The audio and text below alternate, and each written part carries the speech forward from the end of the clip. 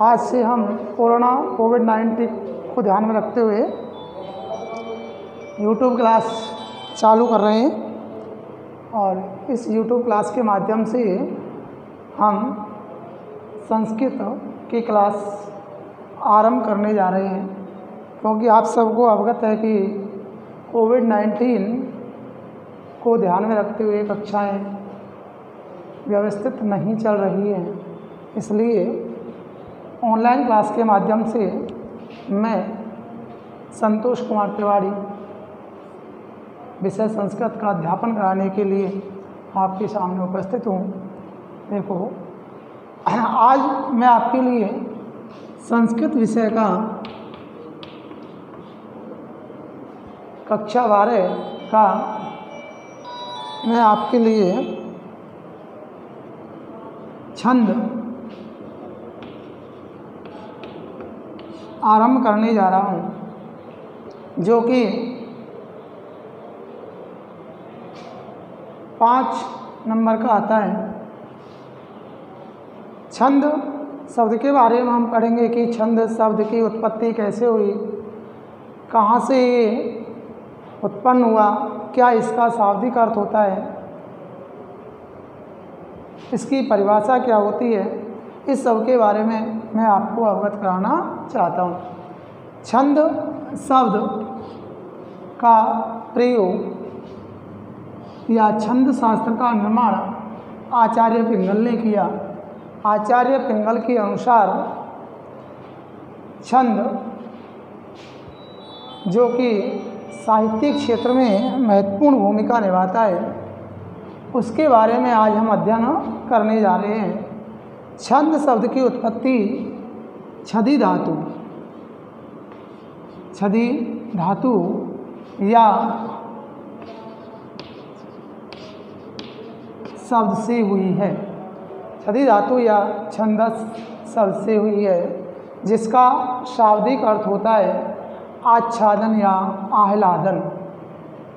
छदि धातु या छंदस शब्द से हुई है, जिसका शाब्दिक अर्थ होता है आच्छादन या आह्लादन। इसके बारे में हम आपसे ये शाब्दिक अर्थ बताते हुए अवगत कराएंगे कि छंद शब्द में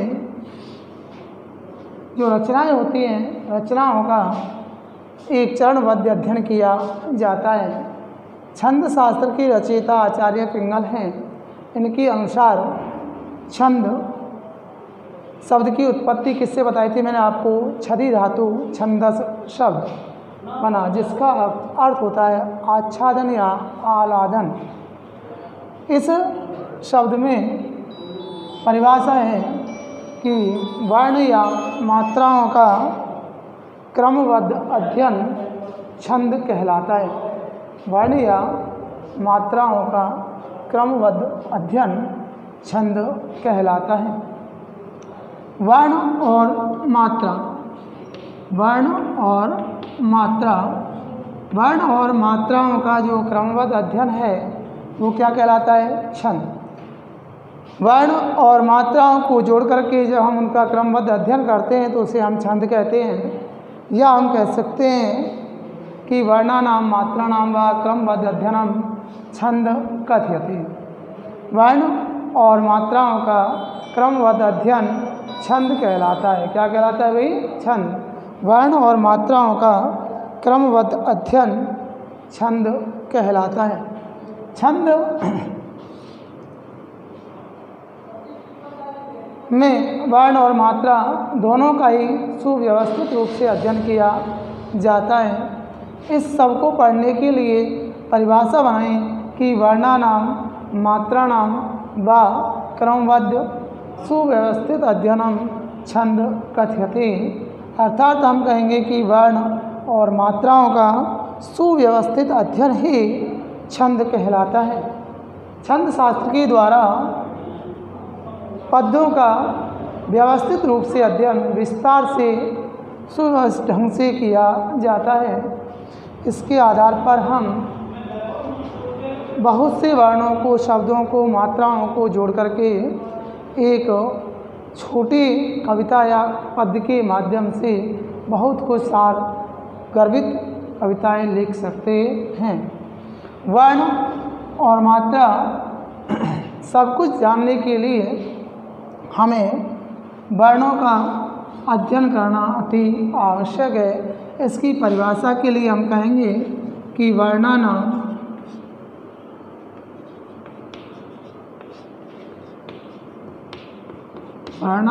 मात्राणां वा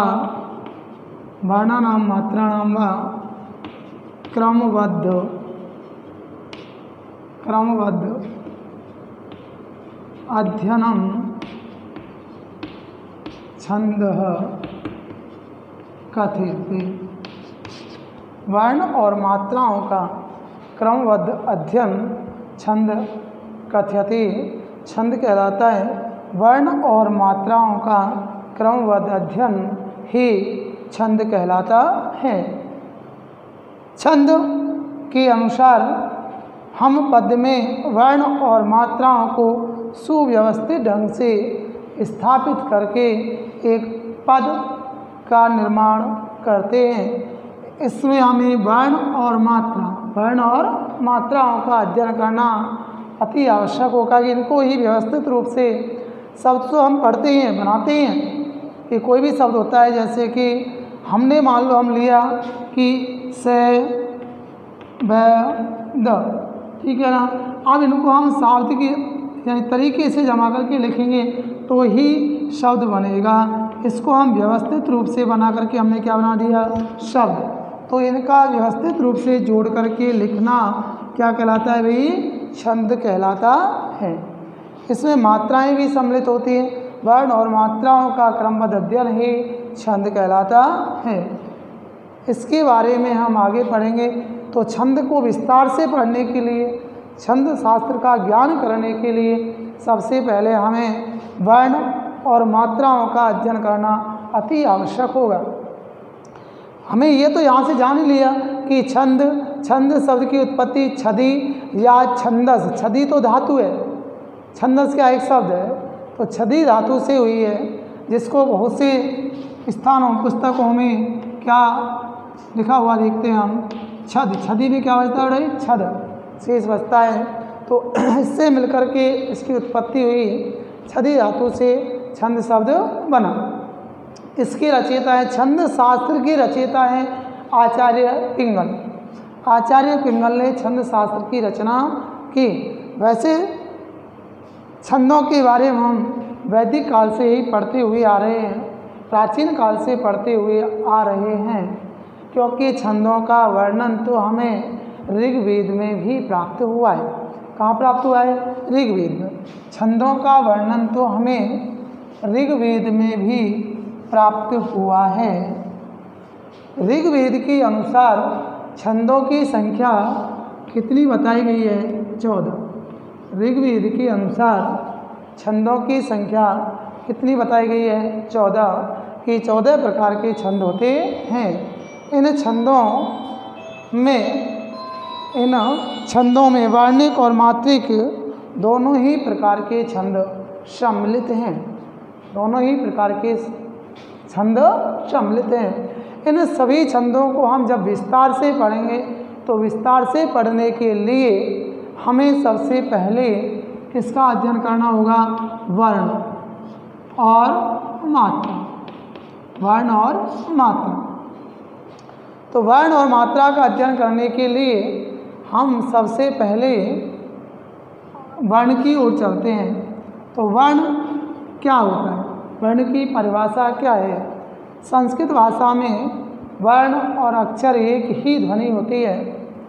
संस्कृत भाषा में वर्ण और अक्षर की एक ही ध्वनि होती है, इसलिए वर्ण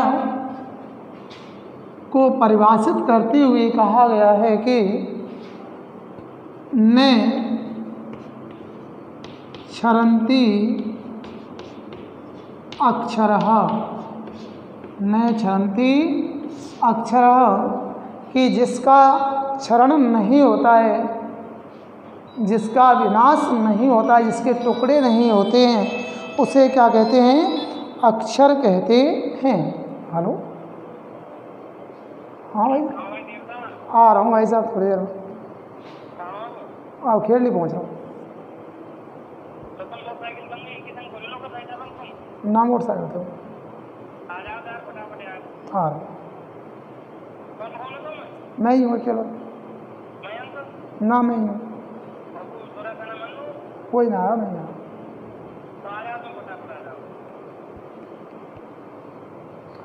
तो कहा कि ने छरंती अक्षरः, ने छरंती अक्षर, कि जिसके ने या नहीं छरंती यानी टुकड़े होते हैं उसे अक्षर कहते हैं। कि जिस ध्वनि के टुकड़े नहीं किए जा सकें उस ध्वनि को अक्षर कहते हैं। जिस ध्वनि के टुकड़े नहीं किए जा सकते हैं उसे अक्षर कहते हैं, अक्षर या वर्ण कहते हैं। मैंने आपको बताया कि वर्ण या अक्षर संस्कृत भाषा में एक ही होता है, कि चाहे वर्ण कहो चाहे अक्षर। तो वर्ण ने छरंती अक्षर, कि जिस ध्वनि के टुकड़े नहीं किए जा सके, जिसे तोड़ा नहीं जा सके, जिसे बांटा नहीं जा सके, उसे अक्षर कहते हैं, उसे वर्ण कहते हैं। जैसे उदाहरण के लिए हमने लिखा कि जैसे यथा, जैसे कहा कै, क्या है कै, ए, ग,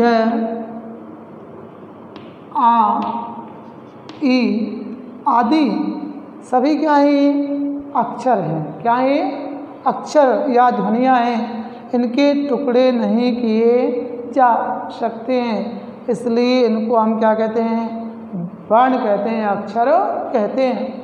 तो ने छरंती अक्षरः, जिस ध्वनि के टुकड़े नहीं किए जा सकें, जिसे नहीं तोड़ा जा सके, उसे हम अक्षर या वर्ण कहते हैं, अक्षर या वर्ण कहते हैं। वर्ण जैसे क, अ, ग, आ, ई इत्यादि सभी क्या हैं, अक्षर हैं, वर्ण हैं। इन वर्णों से कई वर्णों का एक समूह बनाया और समूह बन करके बनी एक वर्णमाला। क्या बनी थी, वर्णमाला। तो बहुत से इस प्रकार के अनेक वर्णों को जोड़ करके एक वर्णमाला बनाई गई। ठीक है, उस वर्णमाला का अध्ययन हम आगे करते हैं कि वर्ण की परिभाषा हुई। अब इन वर्णों को कितने भागों में बांटा गया है, कितने प्रकारों में वर्गीकृत किया गया है। तो हमने परिभाषा लिखी, ने छरंती अक्षरः या वर्ण। जैसे ए, क, ए, ग, आ इत्यादि, इस प्रकार से इन वर्णों के समूह से बनी एक वर्णमाला। इस वर्णमाला का अध्ययन आगे हम करते हैं। तो यहाँ डालेंगे हम कि वर्णमाला, वर्ण से बनी वर्णमाला। तो हम इस वर्णमाला पर चलते हैं। संस्कृत की वर्णमाला, इस वर्णमाला में संस्कृत की वर्णमाला को 3 भागों में तोड़ दिया। संस्कृत की वर्णमाला में 46 या 48 वर्ण होते हैं। कितने वर्ण होते हैं, 46 या 48। संस्कृत वर्णमाला में व्याकरण की दृष्टि से 46 या 48 वर्ण होते हैं। लेकिन एक मैं आपको बता देता हूँ कि पाणिनि शिक्षा के आधार पर पाणिनि जी ने संस्कृत वर्णमाला में 63 या 64 वर्ण बताए हैं। व्याकरण की दृष्टि से संस्कृत वर्णमाला में 46 या 48 वर्ण होते हैं, जबकि पाणिनि जी के अनुसार संस्कृत वर्णमाला में 63 या 64 वर्ण बताए हैं। लेकिन जब हम अध्ययन करेंगे तो हमारे यहाँ पर छंदों में हमें कितने वर्णों की जरूरत होगी, 46 या 48। इन 46 या 48 वर्णों को 3 भागों में तोड़ दिया। 3 भाग कौन से हैं? नंबर 1 तो है अच, जिसको हिंदी में बोलते हैं स्वर। दूसरा है हल, जिसको बोलते हैं व्यंजन। तीसरा है अयोग वाहे, अयोग वाहे वर्ण। अयोग वाह वर्ण पहला है अच, दूसरा है हल, तीसरा है अयोग वाह। इस संस्कृत वर्णमाला को कितने भागों में तोड़ा है? 3 भागों में। कितने भागों में तोड़ा है? 3 भागों में। अच वर्णों की संख्या बताई गई है 13, हल वर्णों की संख्या बताई गई है 33 और अयोग वाह वर्णों की संख्या बताई गई है 2। इन सभी वर्णों को 13, 33 और 2 इन गणना के आधार पर तोड़ दिया गया है। बहुत से विद्वान अयोग वाह वर्णों को अलग से स्थान नहीं देते हैं, अलग से कोई श्रेणी नहीं देते हैं, तो वो संस्कृत वर्णमाला में 13 और 33 यानी 46 वर्ण मानते हैं। और जो विद्वान अयोग वाह वर्णों को अलग से स्थान देते हैं वो कितने मानते हैं? 48। वो 48 मानते हैं। लेकिन इन वर्णों के अतिरिक्त कुछ वर्ण और भी होते हैं, उन वर्णों को पाणिनि जी ने जोड़ते हुए और संस्कृत वर्णमाला में 63 या 64 वर्ण माना। कितने माना? 63 या 64।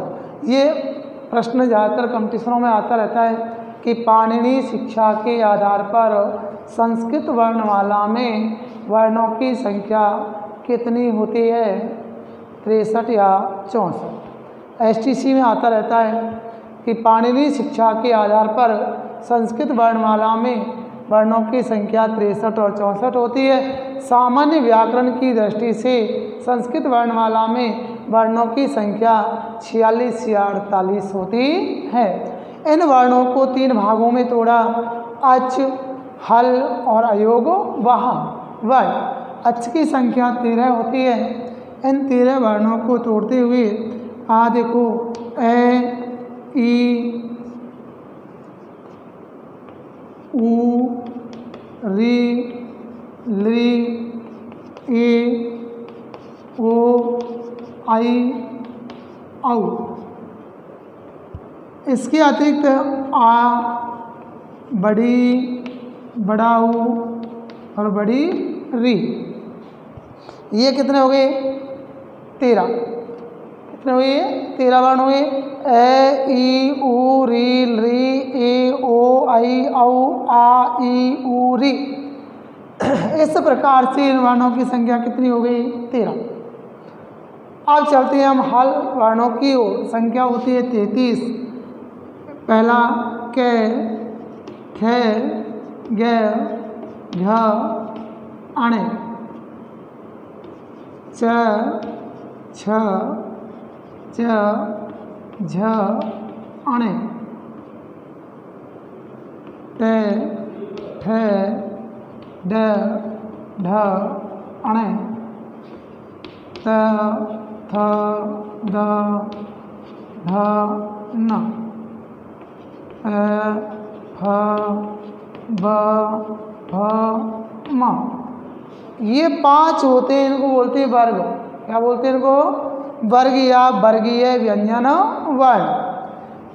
कै, च, ट, त, प, इन 5 से मिलकर के वर्ग बनता है। इसलिए वर्ग के पहले अक्षर को मुखिया मानते हुए इस लाइन को आएंगे हम कै वर्ग, च वर्ग, ट वर्ग, त वर्ग और प वर्ग। इन्हें वर्गीय व्यंजन वर्ण भी कहा जाता है। इनकी संख्या होती है 25। इसके अतिरिक्त चलते हैं आगे य, व, र, ल। य, व, र, ल। अगला है स, स, ह। 4 वर्ण ये हुए, 4 ये हुए। कुल मिलाकर कितने हो गए? 33 वर्ण।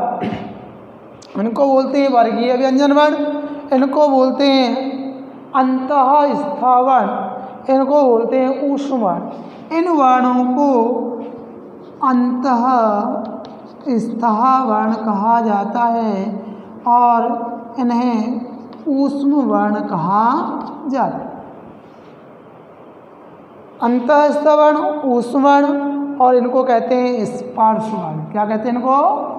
स्पर्श वर्ण या वर्गीय वर्ण। वर्गीय वर्ण, अंतःस्थ वर्ण, ऊष्म वर्ण, इनको कहते हैं स्वर। आगे चलते हैं अयोगवाह वर्ण। एक तो होता है विसर्ग, एक होता है अनुस्वार। विसर्ग और अनुस्वार, इन दो वर्णों को अयोगवाह वर्ण कहा जाता है।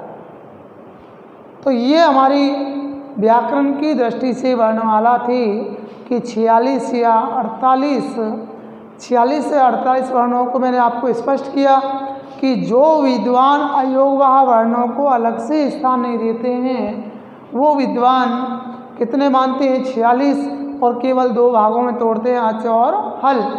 कि जो विद्वान 48 मानते हैं वो एक अयोगवाह को जोड़ देते हैं। इसके अतिरिक्त पाणिनि जी जो मानते हैं वो मानते 63 या 64। उसमें और वर्ण जुड़ जाते हैं आगे, जैसे उपदमानीय वर्ण होते हैं, जिह्वामूलीय वर्ण होते हैं। इस प्रकार के वर्णों को जोड़ करके 63 या 64 होते हैं। इस वर्णमाला में जो छंदों की ओर हम बढ़ रहे हैं, तो छंदों में जब हम पढ़ेंगे भाई वर्ण और मात्राओं का हमें अध्ययन करना है, तो अध्ययन करेंगे हम कि भाई इन वर्णों को छंदों में जो हम वर्ण गिनते हैं, हल वर्णों की गणना नहीं की जाती है। इन वर्णों को अर्धमात्रिक वर्ण भी कहा जाता है। अर्धमात्रिक वर्ण भी कहा जाता है। इन वर्णों को, हल वर्णों को अर्धमात्रिक वर्ण भी कहा जाता है। कैसा वर्ण कहते हैं इनको? अर्धमात्रिक वर्ण या हल वर्ण भी कहा जाता है।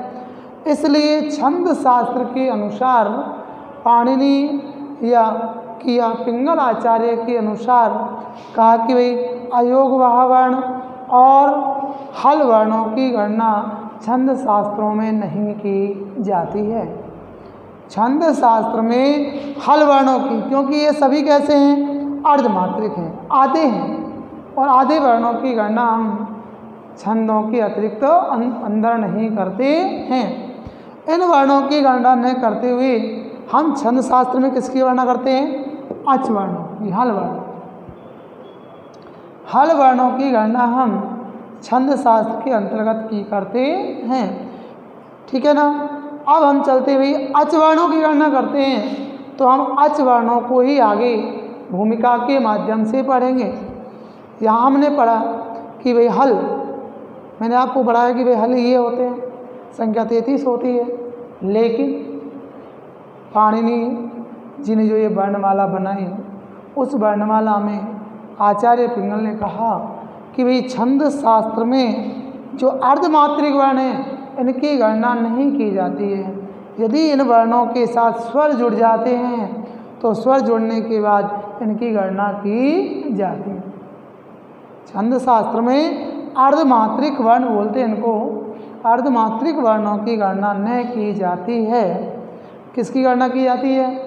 स्वरों या स्वरों से युक्त व्यंजन वर्णों की या स्वरों से युक्त अयोगवाह वर्णों को हम छंद शास्त्र में गिनते हैं। सबसे पहले आपको ये जानना जरूरी है कि मॉडल जो हमारा पेपर में आएगा, जो प्रश्न हमारा उठ के आएगा, वो आएगा कि 2 प्रश्न हमारे आते हैं। और 2 प्रश्नों में कौन कौन से प्रश्न होते हैं? देखो 5 नंबर में 2 प्रश्न होते हैं। एक प्रश्न होता है कि इस पंक्ति में कौन सा छंद है, उसका नाम और लक्षण लिखो। दूसरा प्रश्न होता है कि नीचे लिखे हुए किन्हीं 3 छंदों में से एक छंद के लक्षण और उदाहरण लिखो। तो छंद शास्त्र जब हम पढ़ेंगे तो छंद शास्त्र को पढ़ते समय पहले वर्ण पढ़ेंगे, और वर्ण के आधार पर हमें पता चलेगा कि छंद के कितने प्रकार के होते हैं। क्योंकि एक वर्ण मात्राएं होती हैं, ये वर्ण मात्राएं भी होती हैं। क्या होती हैं? वर्ण मात्राएं। इनको मात्राएं भी कहते हैं। जिस प्रकार से उनको अर्धमात्रिक कहते हैं, उसी प्रकार से उनको क्या कहते हैं? मात्रा। इन मात्राओं को जोड़ करके क्या बनाया जाता है भाई, मात्राओं को जोड़ करके व्यंजन के साथ जोड़ करके उसकी गणना की जाती है। तो उस मॉडल के आधार पर हमें ये जानना बहुत ज़रूरी है कि हमें किस पंक्ति में किस प्रकार से छंद का निर्धारण करें। तो छंद का निर्धारण करने के लिए सबसे प्रमुख चीज़ें, हमारा पहला कदम है वो है कि वर्ण और मात्राओं का ज्ञान, क्योंकि हम वर्ण और मात्राओं की गिनती करते हैं वहाँ पर, क्योंकि गिनती करने के बाद ही हमें मालूम होता है कि इस चरण में इस पद में कौन सा छंद है। तो उसकी जानकारी लेने के लिए हमें क्या करना है, इनके बारे में अवगत होना है। तो अवगत होंगे तो ये वर्णमाला हुई, ऐसा तो बिल्कुल नहीं इनका काम नहीं होगा, काम तो होता है भाई, इनकी गणना तो हम करते हैं, लेकिन जब इनके साथ स्वर जुड़ते हैं तब इनकी गणना की जाती है। अगर स्वतंत्र रूप से अर्धमात्रिक वर्ण का प्रयोग होता है तो उसमें छंद शास्त्र में इसकी गणना नहीं की जाती है। तो छंद शास्त्र में गणना हम किसकी करते हैं, स्वर युक्त वर्ण की, स्वर या स्वर युक्त वर्ण की हम गणना करते हैं। इन वर्णों की, ये वर्ण मात्रा और वर्ण के आधार पर दो भागों में बटे हुए हैं, मात्रा और वर्ण। इन्हीं के आधार पर छंदों को मूल रूप से दो भागों में बांटा है, लेकिन वर्तमान समय में हम छंद के कितने भेद पढ़ रहे हैं, 3। और वो 3 भेद कौन कौन से हैं, पहला तो है मात्रिक, दूसरा है वर्णिक और तीसरा है उभय, दोनों में मिलने वाला जो होता है उसे हम कहते हैं भाई वर्णिक मात्रिक, दोनों होते हैं वर्णिक और मात्रिक। वर्णिक छंद को हम, इन्हीं छंदों को वर्णिक, मात्रिक, लौकिक, वैदिक, लौकिक और वैदिक इस प्रकार से बांटते हुए आए हैं, चलते हुए आए, उनके बारे में पढ़ेंगे अभी। तो वर्ण, हमने वर्णमाला पढ़ी, वर्णमाला में हमने 46 या 48 वर्णों का अध्ययन किया। इस अध्ययन को हमने कितने भागों में बांटा, 3 भागों में बांटा। इस भाग को कहते हैं हम अच, इस भाग को कहते हैं हल, इस भाग को कहते हैं अयोगा। हमें अच वर्णों की संख्या हमने पढ़ी, लिखा, हल वर्णों को पढ़ा और लिखा, और अयोगा वर्णों को लिखा और पढ़ा। पाणिनि शिक्षा के आधार पर हमने कितने पढ़े, 63 या 64। जब हम छंद शास्त्र की ओर बढ़ेंगे, छंदों की ओर बढ़ेंगे, तो छंदों में गिनती होती है वर्ण और मात्राओं की, लेकिन किस वर्ण की होती है, जो वर्ण स्वर युक्त होता है। ऐसा होता है, स्वर युक्त वर्ण की गणना हम करते हैं। अर्धमात्रिक वर्ण की गणना छंद शास्त्र में नहीं की जाती है। अयोगवाह वर्ण की गणना भी नहीं की जाती है। वरना हम किसकी करते हैं, स्वर या स्वर युक्त व्यंजन वर्ण। इसको पढ़ने के लिए हम आगे चलेंगे एक बार कि छंद कितने प्रकार के होते हैं। छंद होते हैं 2 प्रकार के, एक तो होता है वर्णिक और एक होता है मात्रिक, वर्णिक और मात्रिक। लेकिन उत्पत्ति के आधार पर, कि भाई उत्पत्ति कैसे हुई, उत्पत्ति के आधार पर छंद 2 भागों में बटे। वो कौन कौन से हैं, वो हैं एक तो वैदिक और दूसरा है लौकिक। उत्पत्ति के आधार पर वर्णमाला को एक बार बताना पड़ेगा।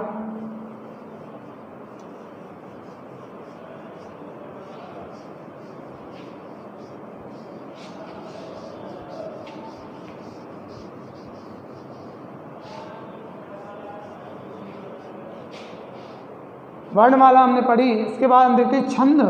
इन छंदों को 2 भागों में बांटा, और 2 भाग कौन कौन से हैं, एक तो है वर्णिक, वर्णिक छंद, दूसरा है मात्रिक छंद।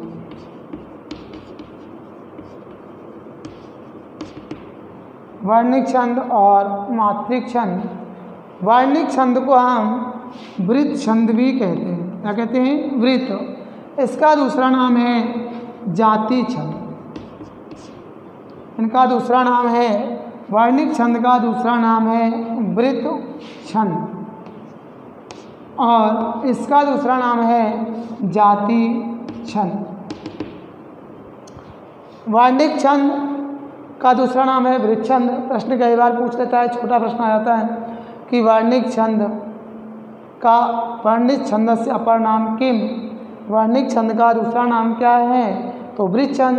कई बार पूछ लेता है मात्रिक छंद से अपर नाम किम, मात्रिक छंद का दूसरा नाम क्या है, जाति छंद।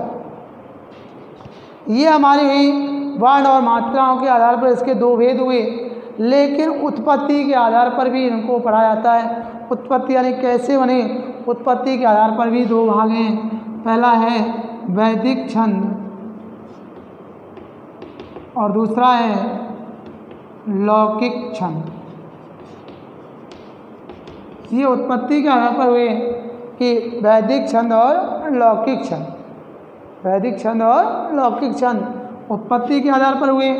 अब तीसरा है गणना के आधार पर, गिनती के आधार पर। गणना के आधार पर छंद होते हैं समवृत्त, अर्ध समवृत्त, अर्ध समवृत्त और तीसरा है विषमवृत्त, विषमवृत्त।